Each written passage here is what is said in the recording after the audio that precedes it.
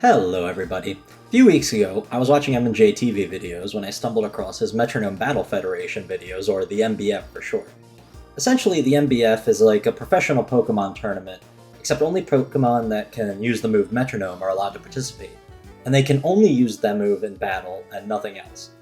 And I was fascinated by this concept and decided to start breeding Pokemon myself so that I could host one of these tournaments with some of my friends. We decided to ban legendary, mythical, and unevolved Pokemon in order to save some time on the breeding process and ensure that as many different Pokemon species as possible get to participate.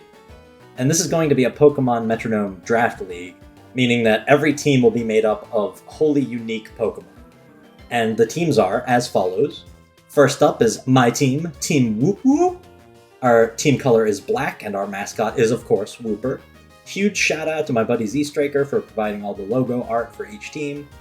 Speaking of Z-Striker, his team is Team Agua, not to be confused with the Generation 3 evil team, Team Aqua, for legal reasons, of course. Their team color is blue, obviously, and their team mascot is a very content Poltergeist. No need to question it. Then we have Hippo's team, Team Green Hippopotases.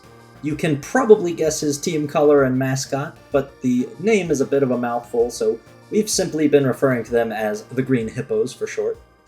Next up is my old high school friend Lamb Chops with his team, the Sleeper Agents. Their team color is purple and their mascot is an undercover Wooloo. After that, we have a buddy of mine from my unoriginal craft days, Chris, with his squad, Team Limey Mimies. His team color is lime and his mascot is a very enthusiastic Mr. Mime, not at all the stuff of nightmares. Yes, we have a green team and a lime team, don't worry about it. And then last but not least is my friend Maria, with her team, the Fire Starters. Her team color is of course red, and her mascot is the adorable and not at all arsony Litten. Fire Starters, obviously for legal reasons, refers solely to Pokemon Fire-type starters and has nothing at all to do with starting any actual fires. I determined EVs and natures for each Pokemon in the draft based on Smogon recommendations and common sense. Snorlax, for example, is sassy because a 10% speed boost wouldn't do her very much good in this tournament, and it's just kind of fun to say a sassy lax. All Pokemon were bred or hyper-trained to have 6 perfect IVs, and the Pokemon's abilities were mainly determined by what would be best for this tournament. Any abilities we were unsure of, we left to a vote. Here are all the Pokemon that ended up being available to pick with their stats, natures, and abilities at level 100. We ended up with 26 total and 2 shinies, those being Sableye and Poltergeist. Once all the Pokemon breeding, training, and evolving was done, we held a snake draft. We determined who would get to pick first by rolling a 6-sided die and then going in the order of our usernames alphabetically in Discord. After rolling a 3, the order was determined to be Lamb Chops, Hippo, Chris, Striker, me, and then Maria.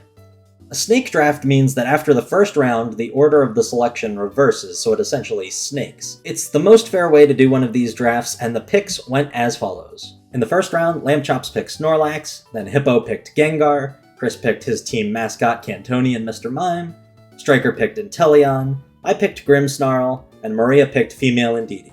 Because it's a snake draft, Maria then got to pick again and chose Blissey, I chose Dusknoir for its pressure ability and ghost typing, Striker chose Politoed, Chris snagged Poliwrath, Hippo got Togekiss, and Lamb Chops picked the first shiny with Sableye. Then the draft snaked back, so Lamb Chops got to pick again and picked Alakazam, Hippo got Clefable for its Magic Guard, Chris picked Hitmonchan, Striker got his mascot and the final shiny Poltergeist, I picked Alcremie for its fairy typing and amazing ability in Aroma Veil, Maria picked Male Indeedee for the set, and in the final round, it snaked back and Maria picked Aromatisse, I picked Miltank, Striker got Ludicolo, Chris snagged Mr. Rhyme, completing his Mr. Mime set, Hippo got Slurpuff, and finally Lamb Chops picked Machamp, meaning the final team compositions are as follows.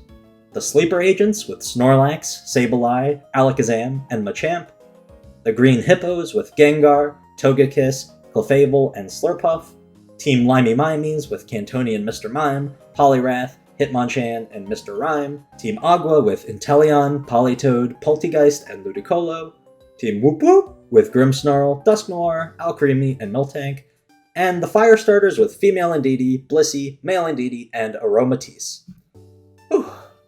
Now that the teams are done, let's go over the rules. Every Pokemon must maintain its ability, nature, IVs, and EVs throughout the entirety of the competition.